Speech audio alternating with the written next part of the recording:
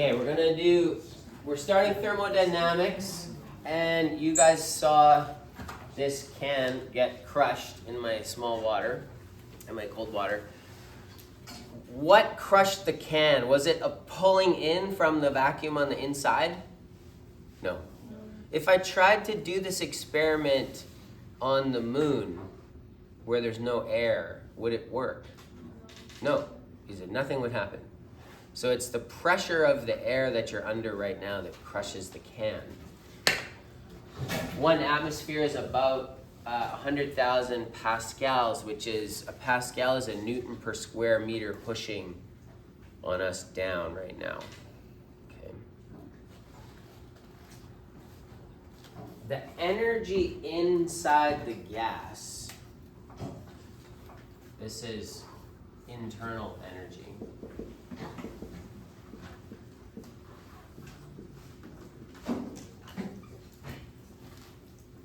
Is 3/2 times that pressure.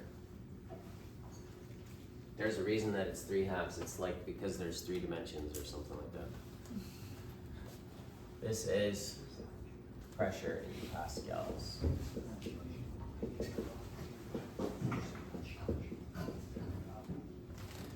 Now that's the internal energy of a volume, 1 cubic meter. Okay.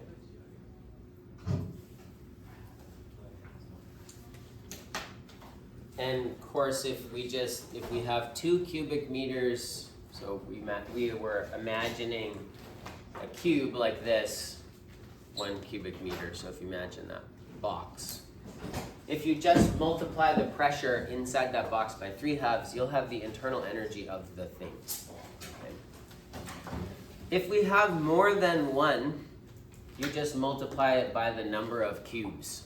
Because if you have 2 cubes, you have twice the internal energy. Now, we've just been learning atomic physics, so do not confuse this energy with like mass converted into energy. This is not that.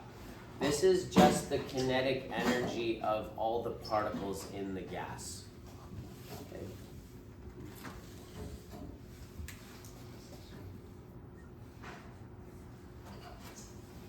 So then of course we can say this is 3/2 eV, and you just multiply by the number of cubic meters you have. Okay. We have this ideal gas law that links volume and pressure and temperature. So if you have a volume and you're gonna not change the temperature, if you pull the volume apart, what's gonna happen to the pressure? It's gonna decrease, right? If you wanna maintain the pressure, how could you do it? You gotta add some kind of energy in there, right? So your temperature is going to go up. So we have this ideal gas law. You guys know it? Yeah, Puvnert. Okay.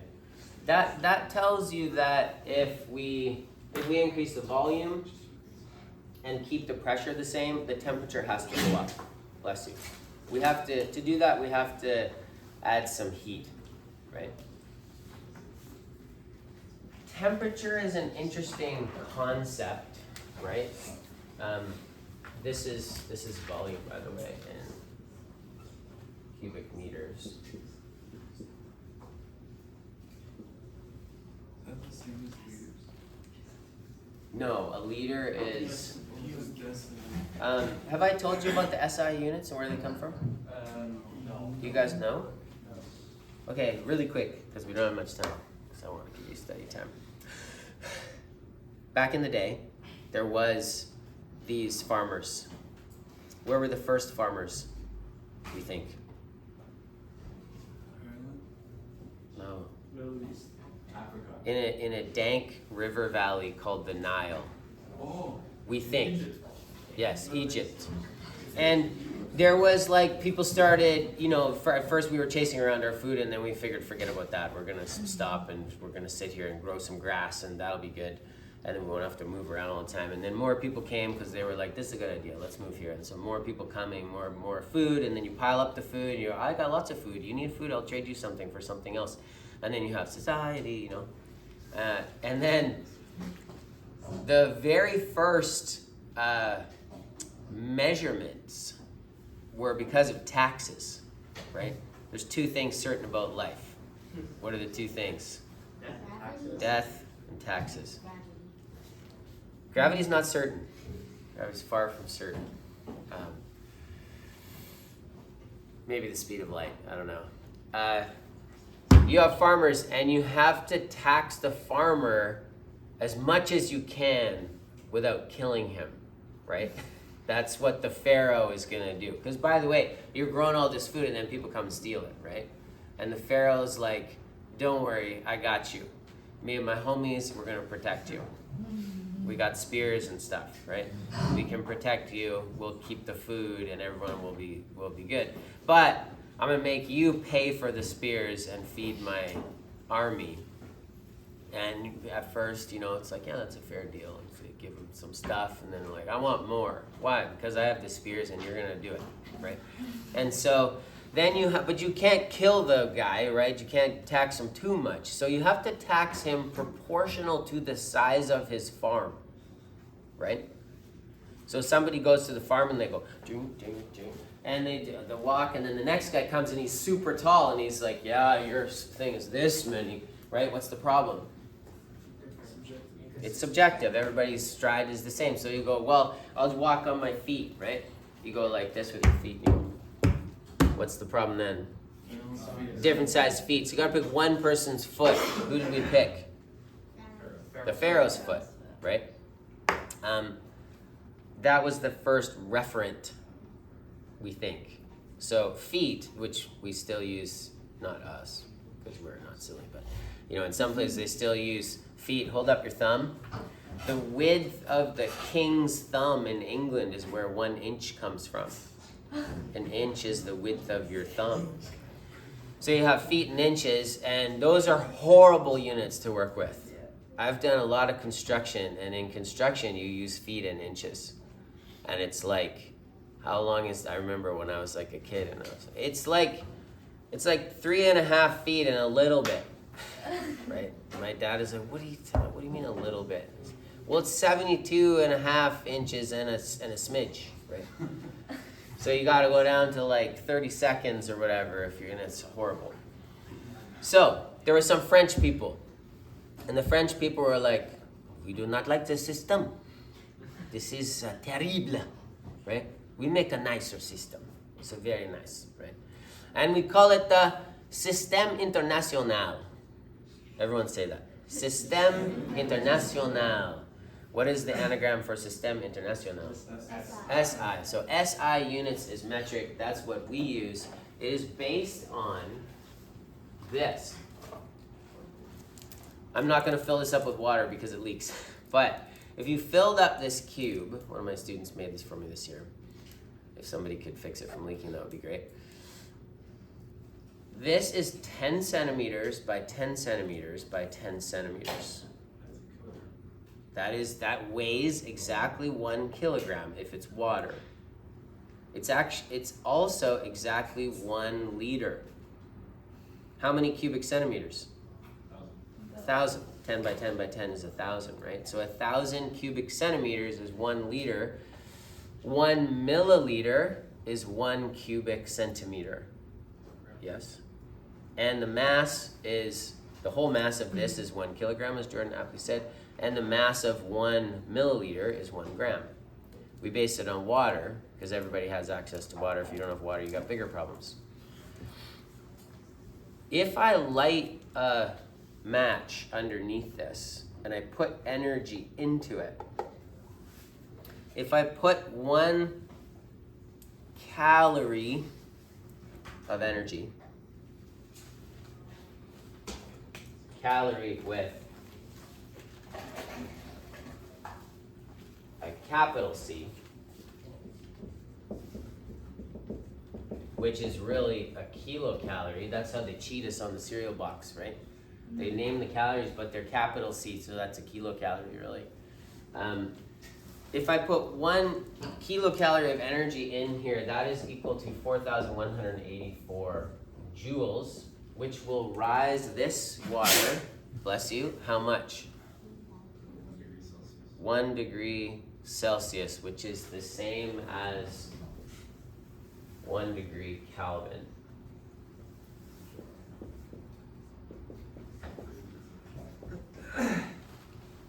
So this temperature is the same as this temperature. So it's all kind of linked together. Okay.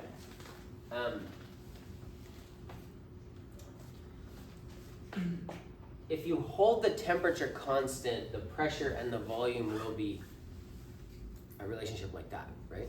Okay. I'm just gonna erase this part. By the way, what is this number? Water's heat capacity. Yeah, it's water's specific heat capacity, right? This is different with other materials. If you have copper, it's like 300 and something, right? It's way less. So if you put a kilocalorie of energy into copper, what's going to happen to its temperature? Up 1 degree, more or less? More, right? Because it creates kinetic energy easier. Okay. Okay. Now, because that's true, if this is the energy for the substance, the gas. And by the way, we use gases here because if you use solids or liquids, there's all these intermolecular forces because they're so close that get in the way and they make it complicated. You'll learn about that one day. But with gases, the particles are far apart and the intermolecular forces are pretty negligible. So we just say, let's pretend they're not there.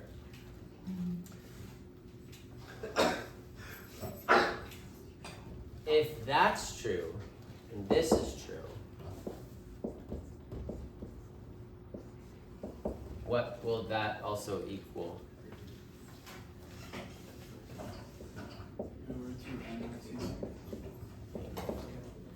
So this is an important little concept. This is temp, degrees Kelvin. What's this R? Gas constant. Good. This is the gas constant. It is 8.314. Yeah. Is that right? It changes depending on if you use kilopascals or atmosphere. Yeah, it changes. So we use this number because we're using temperature in degrees Kelvin, we're using volume in cubic meters, and we're using pressure in pascals. If you change your pressure units to atmosphere, this all obviously has to change. It has to get lower, right? Like 100,000 times lower. It's like 0. Yeah, it's a really small number. We like this way because everything's physicsy in that case. What is the little n? Number of moles. Good. This is number of moles. Do you put an E in moles? Yeah, we don't. No, this is abbreviation. It's just that. But like, Okay. you can write the whole thing. By the way, okay. If you want to do it per moles, it's like this. If you wanted to do it with particles, you would have to take this number and divide it by Avogadro's number. Avogadro's number, right? Why don't you multiply by Avogadro's? Yeah, multiply by Avogadro's. Multiply? Yes, because then they cancel out the moles. We cancel out. Per mole. Yes. You won't Oh yeah, right. Well, okay, so let's just say this. R is the gas constant. There's another constant, Boltzmann's constant. And this is times Avogadro's number, I think, isn't it? We got that right? Yeah, because you have to divide this by Avogadro's to get that. I'll just put Avo here. Boltzmann's constant is like the gas constant, but it's not per mole, it's per particle. Okay, and this is you'll learn Boltzmann's will become common to you.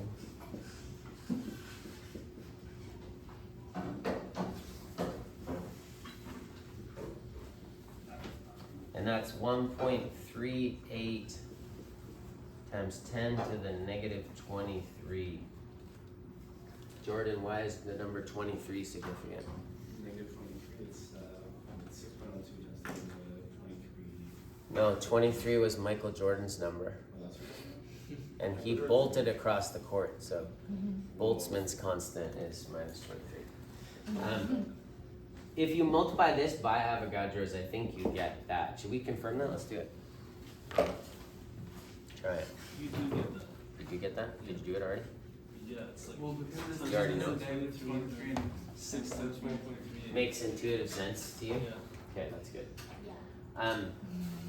So this number is like, if you put it in, if you do 3/2 times this, that's the amount of energy that one single particle will gain if you add 1 degree Kelvin of temperature. Does that make sense?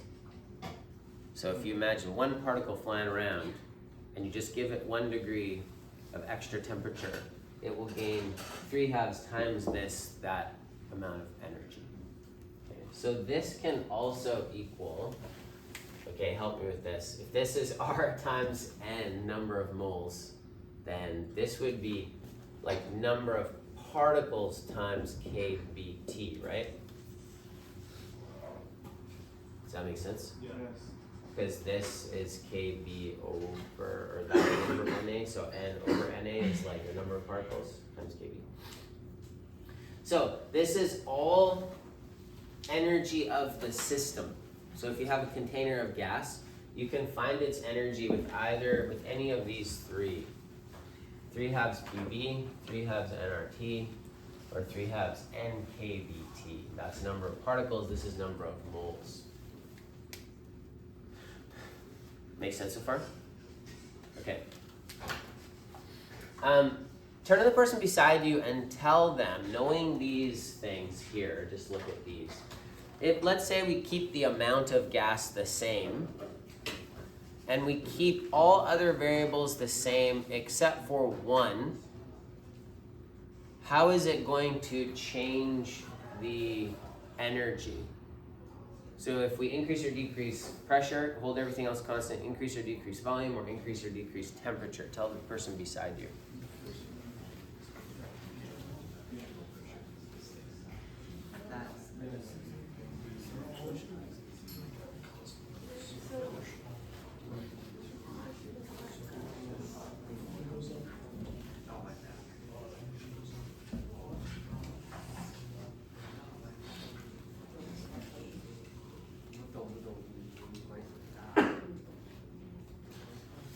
Okay, tell me, if I increase my volume by 1 cubic meter, what's going to happen to my energy of my system? Increase. Increase It's going to increase by how much? 1, How much did I say you increase the volume? If I increase my volume by 1 cubic meter, What was the number? Doesn't matter. 1.5 times your pressure. yeah, 1.5 times whatever the pressure is, right? If I keep the pressure the same, my energy increases by 1.5 times, right? Same with pressure. If I keep the container the same, but I pressurize it by 1 Pascal, 1 Newton per meter squared. So if I push down on it with 1 more Newton, then I get 3/2 energy out of it again. Does that make sense? So I increase by 1.5 times. Okay, let's say we held all this constant, but we changed the temperature, right? If I increase the temperature 1 degree Kelvin, what happens to my energy then? There's 2 ways to look at it, right? You can do the number of moles of the thing times R 3/2 times that. It's gonna go up that many times.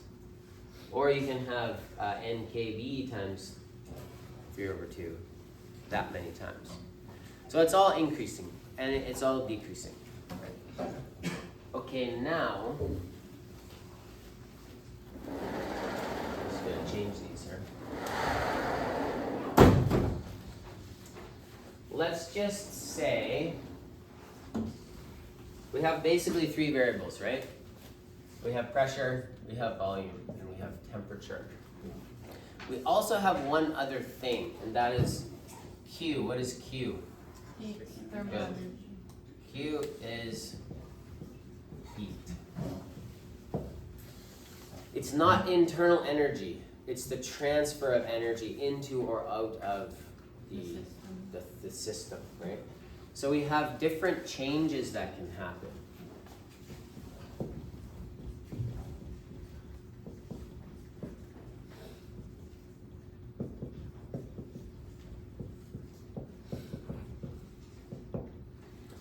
Assuming we keep the amount of matter the same, okay? So the number of particles and of course the number of moles are constant.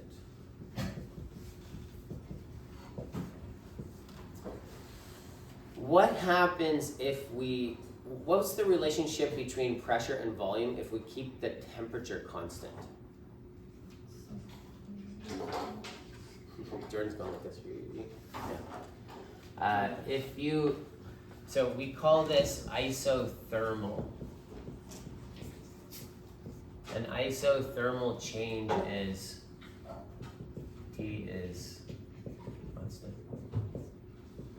And we could say that P1V1 would be equal to P2V2. Does that make sense?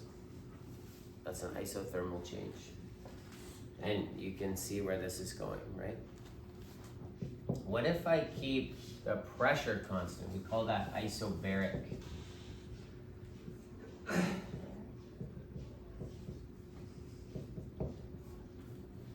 What would be the relationship, do you think? And it will be T1 over V1 equals P2 over V2. Yeah, so if you hold this constant, V1, T2 equals No, you can multiply. so if this stays the same, if I say that P equals nRT, if I'm going to keep this the same, then I can just bring this down here, right? And I could say that P over nR was equal to T over V, right? So this has to stay the same because if you're keeping pressure constant, then this is the constant. Does that make sense? Yeah. So you can change the temperature or the volume, but T1 over V1 has to equal T2 over V2. Does that make sense? Okay. Okay, what's the next one I'm going to say? You have isothermal, you have isobaric. Good. Isovolumetric. An isovolumetric change is we keep the volume the same. So what's that relationship going to be? It's gonna be T1 over P1 Yeah. equals T2. Good. Yeah, kind of the same thing, but just with pressure.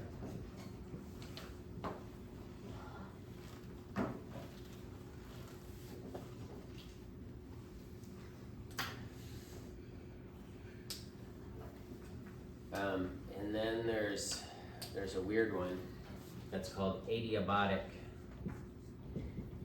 I love that word. An adiabatic, what do you think is held constant? Toshiv. PV gamma is constant. Yeah, well, it's 5/3, isn't it? It depends on the gas. It's different for each type of molecule. Well, Soko says it's 5/3. I guess it's the keeping it Oh, no, it's PV PV gamma. to the 5/3, I think. Yeah, but gamma is different for different gases. Okay. We'll go with the Sokos one. This is weird, and we'll derive that next day, but so this is heat. Q is constant. How do you pronounce Adiabatic. it? If Q is constant, isn't T constant as well? No. No, because if you change the pressure and volume, then the temperature will go up and down. Right? I'm just gonna check that. I think that's right. But... I think it's the one where the ammonia gases. Say it again, Toshiv. Monoatomic gases, where you just have one. Oh, monoatomic gases. That's right. So IB only cares that you know this for monoatomic gases. So this one might not be the same for like water, like if it was a water vapor. But for what's a monoatomic gas? One. All the ones I'm thinking of are diatomic. Helium? Helium. Thank you. That's a good one. Helium is right. Arsha, you got a question? Isn't the V is the only one to the power of 5 over here, or are they both? No, it's the V. But let me see if I can verify this. Oh, I'm not in the right thing here. He also didn't include the ones and twos, so I don't know. Let me just make sure I got this right. It's gonna work a while. 205. This is, by the way, last year's kids were the first kids that had to learn this.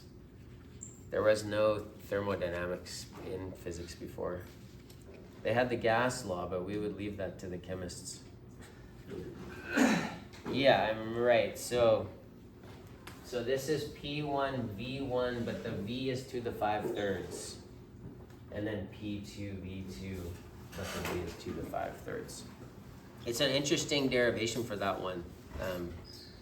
It's the integral of the change of one of them, and it's 3/5 because